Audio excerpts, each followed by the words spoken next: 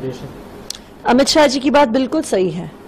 जो 2015 से अरविंद केजरीवाल की सरकार ने काम किए, उसी की वजह से अमित शाह जी को यह बिल लेके आना पड़ा, उसी की वजह से प्रधानमंत्री नरेंद्र मोदी जी को बिल लेके आना पड़ा। जो अरविंद केजरीवाल की सरकार ने फ्री बिजली दी, 24 घंटे बिजली दी, जो अरविंद केजरीवाल की सरकार ने घर घर पानी दिया, फ्री दिया, जो गरीबों के बच्चों को अच्छे स्कूल दिए, हर गरीब को अच्छा इलाज दिया, इलाके इलाके में मोहल्ला क्लिनिक बनवाए, सड़कें बनवाई, क्या क्या नहीं किया अरविंद केजरीवाल ने। इनकी सरकारें 20-20 साल से, 30-30 साल से इन राज्यों में चल रही हैं। गुजरात में चल रही है, मध्य प्रदेश में चल रही है, उत्तर प्रदेश में चल रही है। एक सरकार बता दीजिए जो 24 घंटे बिजली देती है, फ्री देती है। एक सरकार बता दीजिए जो गरीब के बच्चों को शानदार वर्ल्ड क्लास सरकारी स्कूल देती है।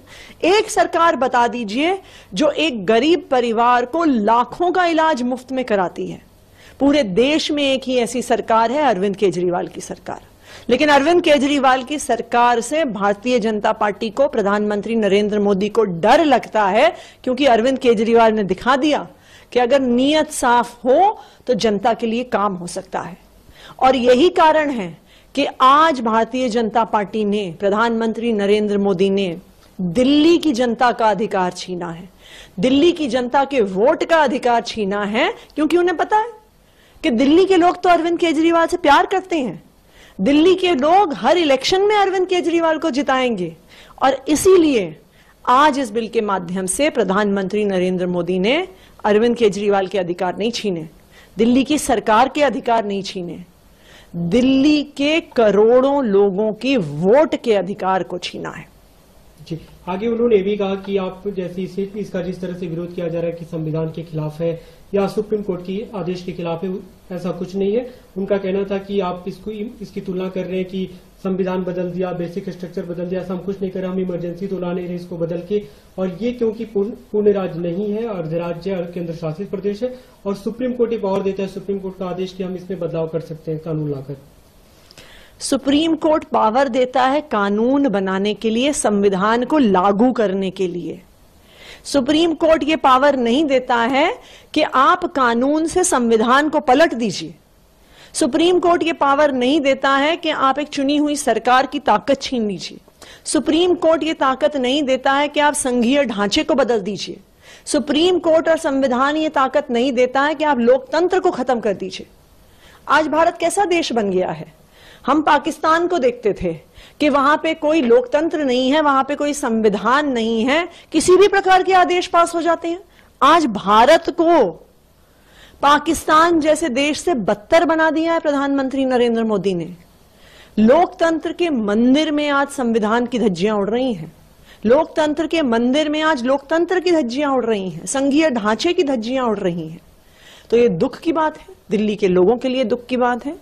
लेकिन जैसे दिल्ली के लोग अपने हक के लिए लड़ते रहे हैं, जैसे अरविंद केजरीवाल और आम आदमी पार्टी दिल्ली के लोगों के हक के लिए लड़ती रही है, हम आगे भी भारतीय जनता पार्टी के खिलाफ लड़ते रहेंगे। गृह मंत्री ने 2-3 ऐसे मौके गिनाए, खासकर जब विजिलेंस सेक्रेटरी का तबादला किया गया, उनका आरोप था कि रातों रात फाइलें इधर उधर की गई। शीश महल के काम छुपाने के लिए शब्द का उन्होंने जिक्र किया, जिसपे विरोध भी हुआ काफी। उसको लिए फीडबैक यूनिट का जिक्र किया कि ऐसी कुछ घटनाएं हुई जिसके कारण हमें आज ये बिल लेके आना पड़ा है। तो मैं गृह मंत्री से पूछना चाहती हूं कि अगर उनको इतनी दिक्कत है अरविंद केजरीवाल से, उन्हें इतनी दिक्कत है चुनी हुई सरकार से, तो आए ना, चुनाव लड़े हमारे खिलाफ, हराएं अरविंद केजरीवाल को दिल्ली के चुनाव में। 4 चुनाव आम आदमी पार्टी से हार गए, 4 चुनाव अरविंद केजरीवाल से हार गए। यही अमित शाह जी पर्चे बांट रहे थे घर घर जाके पिछले चुनाव में। उन्होंने घर घर जाके पर्चे बांटे अमित शाह जी ने, फिर भी दिल्ली के लोगों ने वोट नहीं दिया। दिल्ली के लोगों ने अरविंद केजरीवाल को वोट दिया। दिल्ली के लोगों ने अच्छे स्कूलों के लिए वोट दिया, मोहल्ला क्लिनिक के लिए वोट दिया, बिजली पानी के लिए वोट दिया। और आगे भी वो अरविंद केजरीवाल को ही वोट देंगे, क्योंकि उन्होंने देखा है कि भारतीय जनता पार्टी के हर संभव कोशिश के बावजूद अरविंद केजरीवाल ने दिल्ली वालों के लिए लड़ लड़ के काम करवाया है। आगे क्या कुछ रुख होगा आम आदमी पार्टी का, क्योंकि अब जो जिस तरह से पिछले दिनों में हमें दिखा, जब एक तरह से कानून नहीं बना था, बिल नहीं था, तब भी अधिकारियों के बीच, उन्हें सरकार के बीच खींचातानी रही। अब तो एक तरह से स्पष्ट है कि अधिकारी आपके अधीन नहीं है। तो किस तरह से कामकाज कैसे होगा? देखिए, पिछले 8 साल से दिल्ली की चुनी हुई सरकार के पास ताकत नहीं है। अरविंद केजरीवाल की सरकार से ताकत मई 2015 में मोदी जी ने छीन ली थी, लेकिन उस छीनने के बावजूद अरविंद केजरीवाल ने भारतीय जनता पार्टी से लड़ के दिल्ली के लोगों के लिए काम कराए हैं। चाहे बिजली हो, पानी हो, स्कूल हो, अस्पताल हो, मोहल्ला क्लिनिक हो, महिलाओं के लिए बस यात्रा हो, बुजुर्गों के लिए तीर्थ यात्रा हो। आज भी हम दिल्ली के लोगों के लिए लड़ते रहेंगे, लेकिन आज जवाब सिर्फ आम आदमी पार्टी नहीं देगी। इस बार जवाब दिल्ली के लोग देंगे, लोकसभा के चुनाव में देंगे। भारतीय जनता पार्टी दिल्ली के लोगों के वोट का अधिकार छीन रही है। मैं आज भारतीय जनता पार्टी को ये चैलेंज करती हूं कि आप दिल्ली में लोकसभा में एक भी सीट दिखा दो, क्योंकि अब दिल्ली के लोगों को समझ में आ गया है कि कौन उनके साथ है, कौन उसके विरोध में है। लोकसभा चुनाव के लिए आम आदमी पार्टी का यही बड़ा मुद्दा होगा। बिल्कुल, दिल्ली के लोगों का मुद्दा है ये, आम आदमी पार्टी का मुद्दा नहीं है। आप दिल्ली के लोगों के वोट का अधिकार छीन लोगे और आपको लगता है दिल्ली के लोग जवाब नहीं देंगे।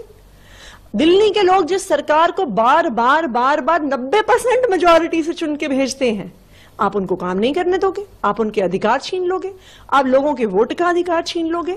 तो बिल्कुल दिल्ली के लोग जवाब देंगे, प्रधानमंत्री नरेंद्र मोदी जी को जवाब देंगे, भारतीय जनता पार्टी को जवाब देंगे।